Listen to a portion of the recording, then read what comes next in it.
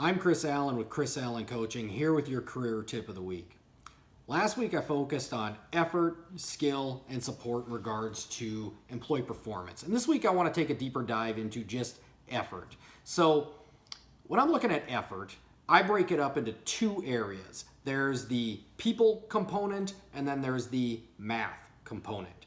I want to address people in our next video, but let's focus on just math today.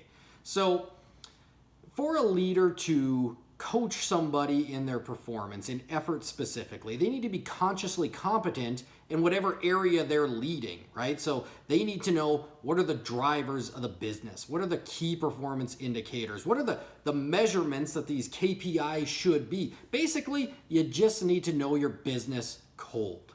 So let's work through an example here. Let's say I've got an employee and I want this employee to sell 20 widgets.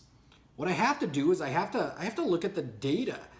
How many widgets does this employee sell when they're face to face with a customer? For this example, let's say that they are selling at 50%. That means they got to talk to 40 customers before they'll sell 20 widgets. But in today's business, it doesn't just stop there. Customers aren't just walking into locations and saying, "Hey, please sell me a widget."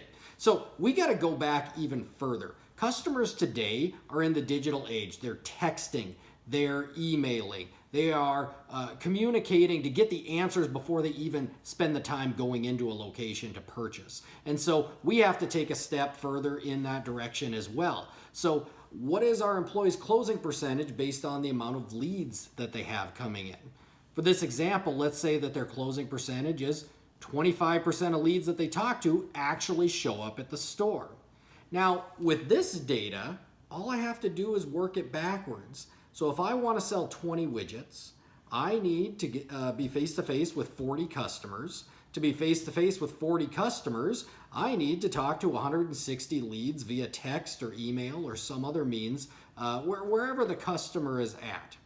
Now, this is a pretty basic example, and my recommendation is, when looking at data, look at a good sample size. You want to have a small enough size that it's relevant. You're not looking at data from a year ago, because let's face it, none of us are the same employee that we were a year ago, but you also want it big enough that you're not looking at like just a week, because you know what, we all have bad weeks or really good weeks too, and we don't want that to skew our data. So now, as a leader, when I've done the math behind it and I can figure out exactly how many people they need to be face-to-face with, how many leads they need to be communicating with, I've laid out the path, the step-by-step for the employee, and it's up to the employee to either walk that path or not walk that path. I'm surprised how many leaders either don't figure out the math, the route to success in their business, or worse yet, know the math themselves, but don't communicate it to their employees, don't check in on a weekly basis with their employees. So that's the math portion of it. Next week, I'll talk about the people portion.